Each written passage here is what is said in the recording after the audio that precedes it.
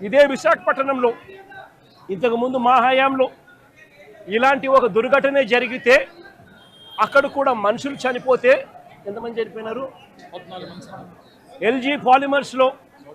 LG పాలిమర్స్లో అప్పట్లో కూడా ఒక దుర్ఘటన జరిగి 14 మంది అప్పట్లో చనిపోయిన ఘటన జరిగితే రాష్ట్ర ప్రభుత్వం ఎలా స్పందించింది? వెంటనే ముఖ్యమంత్రి ఇక్కడికి వచ్చి, అంటే జగన్ ఇక్కడికి వచ్చి ఏకంగా కోటి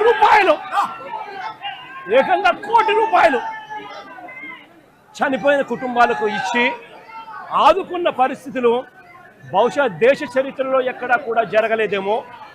ఒక్క ఆంధ్ర రాష్ట్రంలో జగన్ ముఖ్యమంత్రిగా ఉన్నప్పుడు చోటు చేసుకున్న ఘటన. ఏకంగా కోటి రూపాయలు వాళ్ళకు ఇచ్చి ఆ కుటుంబాలకు తోడుగా ఉండి ఆ కుటుంబ వాళ్ళ సభ్యులు చనిపోయిన వాళ్లకు ఉద్యోగాలు కూడా మళ్ళీ ఆ కంపెనీలో ఇచ్చేట్టుగా వైఎస్ఆర్సీపీ ప్రభుత్వం అప్పట్లో అడుగులు ముందుకు వేసి చేయించింది.